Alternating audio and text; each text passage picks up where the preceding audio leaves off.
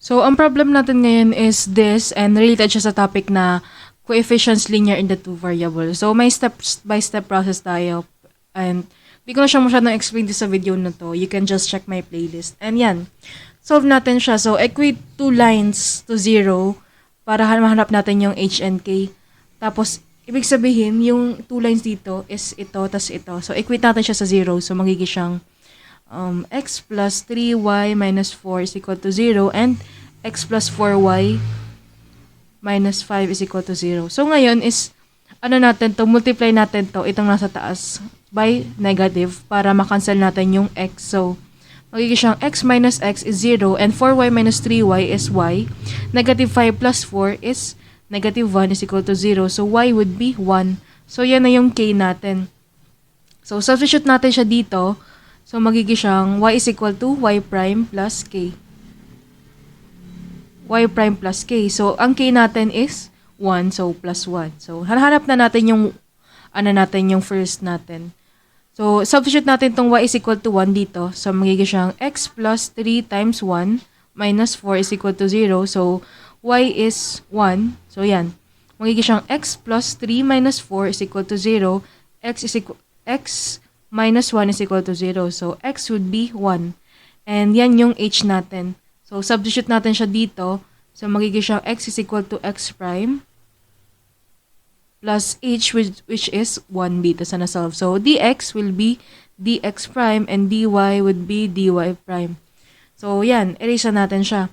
Substitute na natin yung apat na nahanap natin. Ito sa main equation natin. So, magiging x will be x prime plus 1 plus 3 times y prime plus 1 minus 4 dx prime plus x prime plus 1 plus 4 times y prime plus 1 minus 5 dy prime is equal to 0. So, distribute na natin siya ito. Tapos, ito. So, magiging siyang x prime plus 1 plus 3y prime plus 3 minus 4 dx prime plus x prime plus 1 plus 4y prime plus 4 minus 5 dy prime is equal to 0. So, ngayon, simplify na natin siya. So, yung mga constant, magiging 1 plus 3 is 4, minus 4 is 0. So, cancelled na siya. Next is yung 1 plus 4 is equal to 5, minus 5 is equal to 0. So, cancelled na rin yung constant. So, it's really a good sign na makancel natin lahat ng constant kasi ang kakalabasan niyan will be homogeneous equation. Tingnan natin. So, magiging x prime plus 3y prime dx prime plus x prime plus 4y prime dy prime is equal to 0. So, this is what we call homogeneous equations. So, di ba from our past lessons, pwede natin siyang ma-solve either using y is equal to vx or x is equal to vy. Pero since mas madali dito yung may x, so x is equal to vy. The only difference is that we will be using x prime is equal to vy prime. Oh. Reminder ko dyan is yung prime niya yan, hindi man ibig sabihin na differentiate. They only just serve as variable. So, natin siya, magiging dx prime is equal to v dy prime plus y prime dv. Substitute natin tong dalawa sa homogeneous equation natin. So, magiging vy prime plus 3y prime dx is v dy prime plus y prime dv plus x prime is vy prime plus 4y prime dy prime is equal to 0. So, pwede natin makancel yung mga y prime kasi common sila and kapag dinivide natin both sides by the y prime, makakancel lang naman siya. So, ngayon is magiging v plus 3. Distribute natin siya dito. v dy prime plus v plus 3 y prime dv plus v plus 4 dy prime is equal to 0. So, combine natin yung mga pwede nating makombine, which is ito, yung dy prime, yung dy prime. So, magiging siyang v squared plus 3v plus v plus 4 dy prime. V squared kasi v times v, may v pa dyan. So, 3 plus times v is 3v. So, simplify natin to. So, magiging siyang v squared plus 4v plus 4 dy prime. Then, copy natin tong natira dito. So, magiging plus v plus 3y prime dv is equal to 0. So, ngayon is, ang tawag dito, magiging na siyang separable, function. So, separable na siya. Ngayon, separate na natin yung variable. So, magiging dy prime over y prime plus v plus 3 dv all over v squared plus 4v plus 4 is equal to 0. So, simplify natin siya. Wait, erase ko lang to para may space tayo. Then, yan. Simplify ng dy prime over y prime is just alam natin na ln y na siya. So, ang pufokusan natin siya, pag in-integrate natin, ang pufokusan natin is ito kasi yan yung parang mas complex. So, pwede natin gamitin dyan yung partial fractions. Yung partial fractions. So, isipin natin kung ano bang pwedeng factors ng v squared plus 4v plus 4. So, as there is v squared plus 4v plus 4, pwede natin siyang, ano kaya yung dalawang numbers na kapag minultiply, times is equal to 4, kapag in-add magiging 4. So, it's 2. So, 2 and 2. So, magiging v plus 2 times v plus 2. Or we can just state it as v plus 2 squared. So, yan. Gawin natin siya. Magiging v plus 3 over v plus 2 squared is equal to 8 over v plus 2 squared plus b over v plus 2. So, we're following a rule from the partial fractions na kapag may square siya, sulat naman natin yung square, then sunod yung walang square. So, ngayon, na natin siya? Simplify by multiplying both sides by v plus 2 squared. So, makakancel siya dito, kaya magiging v plus 3 is equal to a.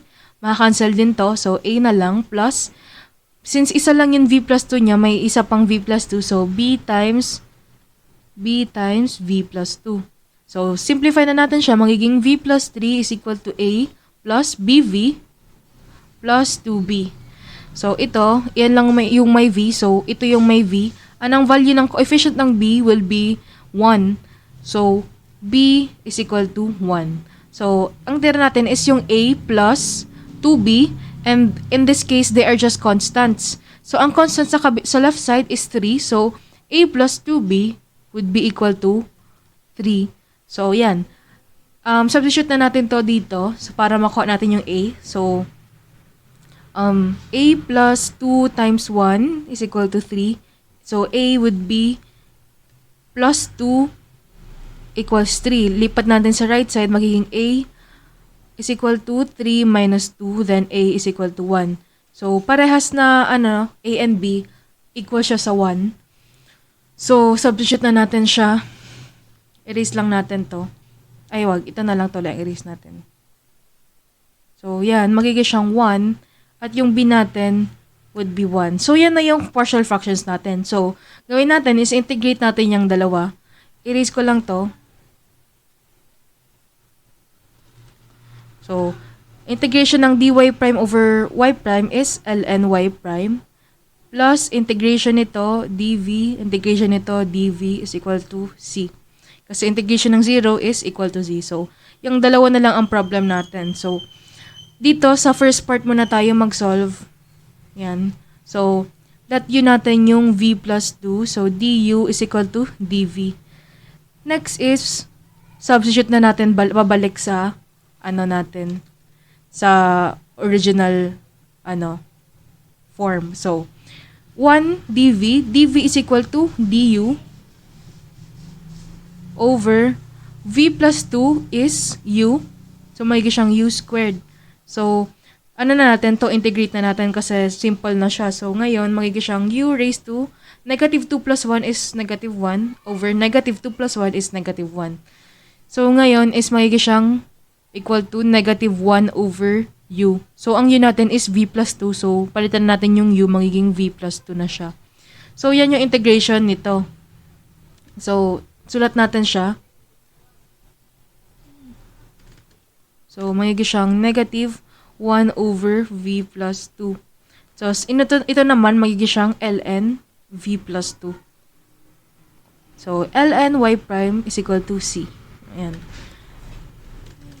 Ngayon is, ano na tayo, ibalik na natin yung values ng v para mas madali for us. So, from here, mahahanap natin yung value ng v. So, kagaya lang ng ginagawa sa homogeneous equation, magiging siyang v is equal to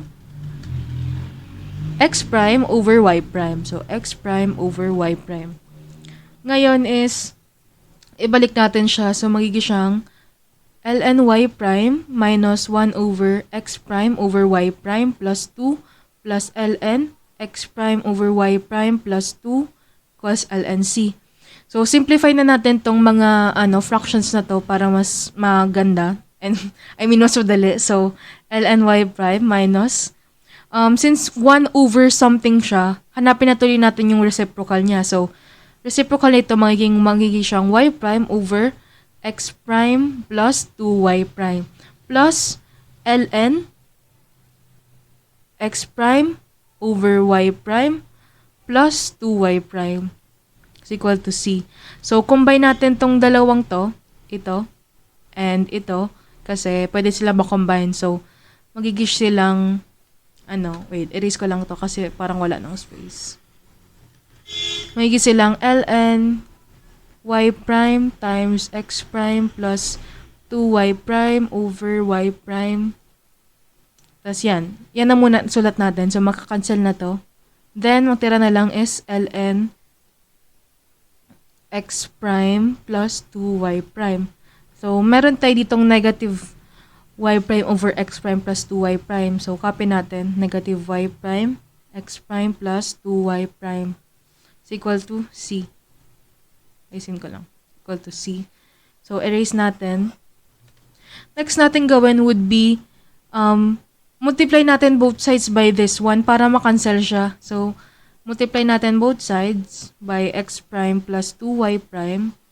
So, magiging na tong x prime plus 2y prime ln x prime plus 2y prime minus y prime is equal to c.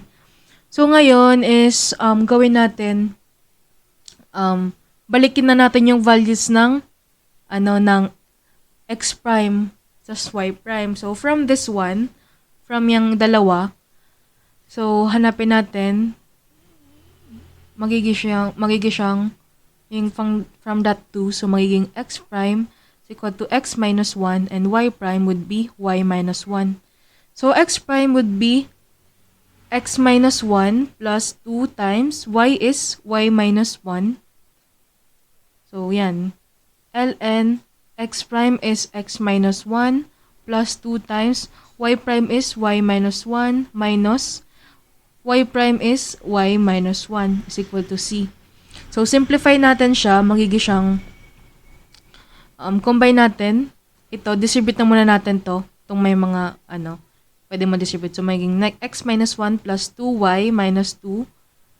So, ln x minus 1 plus 2y minus 2 minus y minus 1 is equal to c.